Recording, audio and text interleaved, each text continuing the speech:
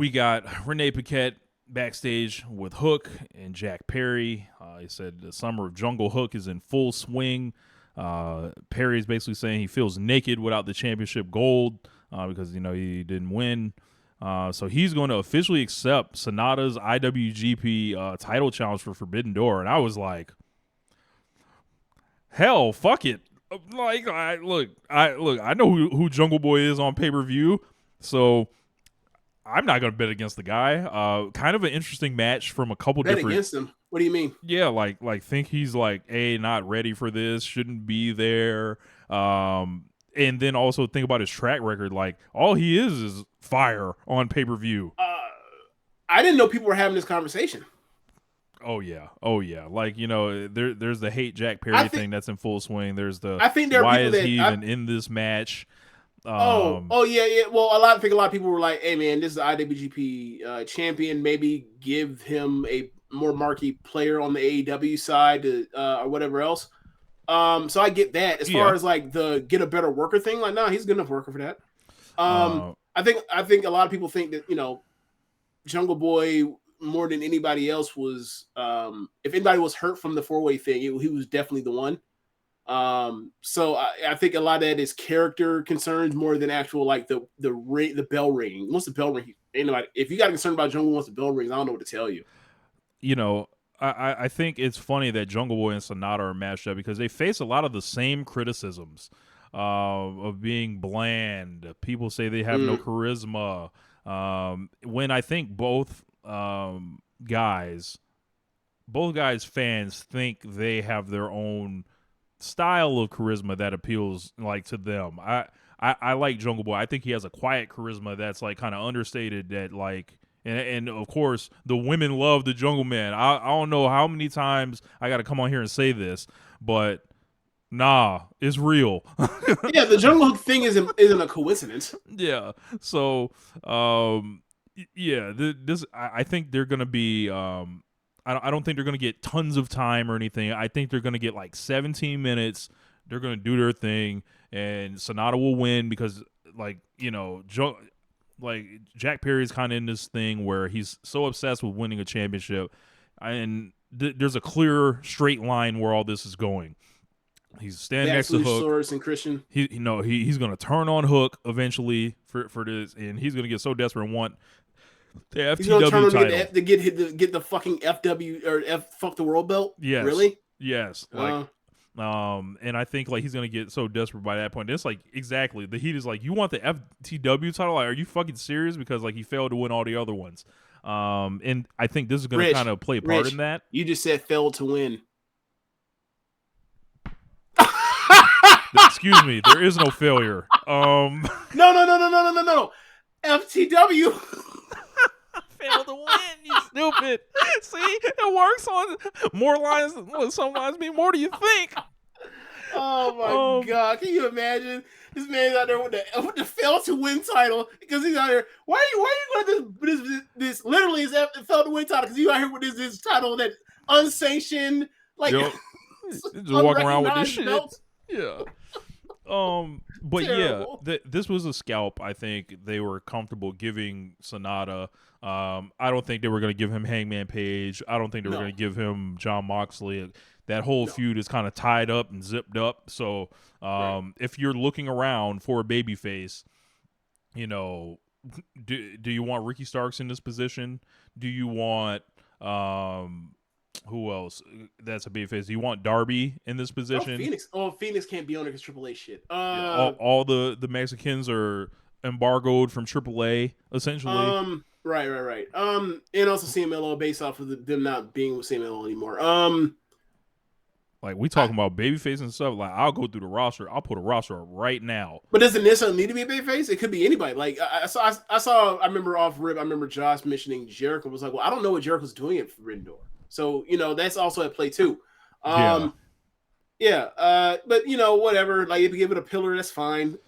I think it needs to be a babyface because like I don't think Sanada's gonna be over when he walks in. I think he's just kind of he'll just be there. You're in North America, make the people cheer for the title, try to cheer for the title change. What you're saying? Okay, that's fine.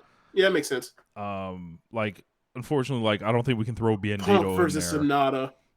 Punk will have to win that match. Yeah, that's exactly why that wouldn't happen. Right.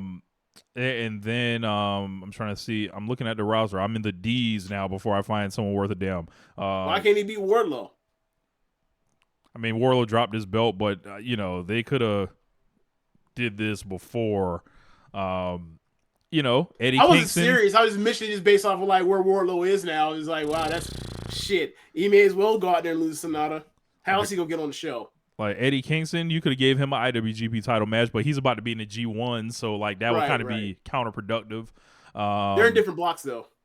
True, but like it's like you already got your shot, so why even go to the tournament? Like, so they get one more shot and die going through the fucking blocks.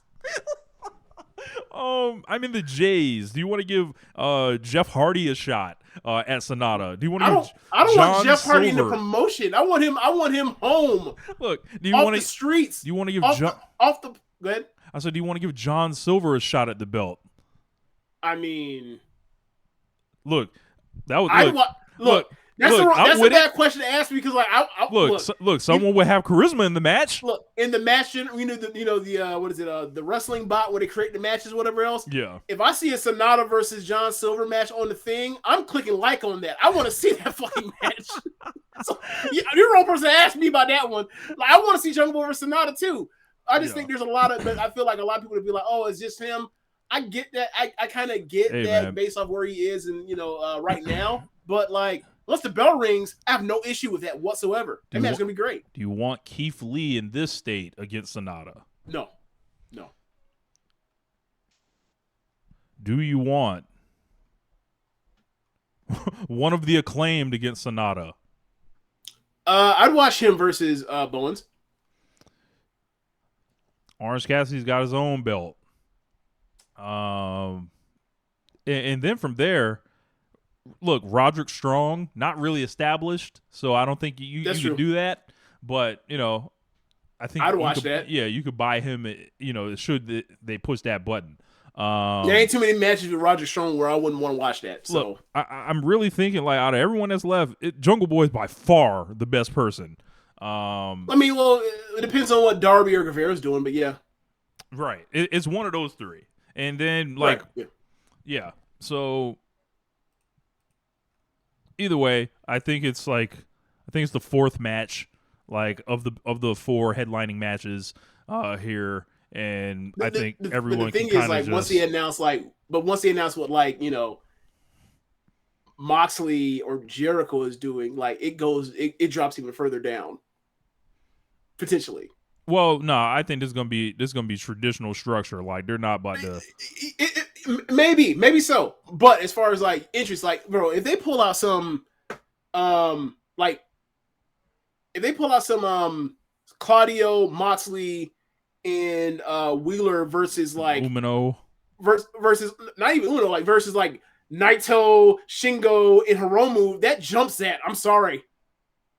Or even if it's like not even those three, it's like they replace him with Suji. I'm still putting that over that as far as the billing of what's the most important matches of most people's interest. Yeah. So like, I think the challengers for both kind of present their own issues. Like with the AEW title match, the challenger is an old man, and then the IWGP title, the challenger is a young guy. Like so. There's no early 30s guys. Like there's none of the Jay White, Swerve, like none of those guys are getting IWGP title match, right? But Shingo Takagi's not getting the AEW match. Fucking Hiroki Goto's not getting the AEW match. Ishii's not getting the AEW match. Like so, like there's posturing on both sides going on, which is fine. Companies have a right to protect their guys or whatever. But I think. I don't know. I think people are so desperate to kind of make the companies kind of prove their love for each other. I'm like, you're getting Kazuchika Okada and Bryan Danielson and Kenny Omega and Will Ospreay on the same show. Like someone's losing clean in both of those matches. Like presumably, right? So if belts weren't real, as I insist they're not, what we're talking about, we're arguing over the third and fourth match, and then as James said, even with the belts, we are. Yeah, even with the belts, right? And then as James said, depending on what's added, maybe drops matches even lower than that. Right. So I would just take the good match you're probably going to get on this. This is an all-star game. This is and both companies should be commended too for getting the belts, quote unquote, off of who they needed to be able to book the matches that they did. Like, could you have booked Kazuchika Okada versus Bryan Danielson for IWGP Championship? Yes, you could have, but you know who's losing immediately. Right, and now there's we still have a good idea who's losing immediately. Look, I think Okada's winning, but it's not guaranteed. And then I think Kenny's winning, but it's not guaranteed. Right, because that belt can just easily go back to Ospreay on the way back. Right, so I think I think this show is going to be phenomenal. And this is all going to look crazy in a week's time when we're talking about one of the greatest shows of all time again. So yeah. It is looking, pulling out from a macro perspective, looking at it, it is a bit of picking nits, whatever. But that's what we do. Yeah. Then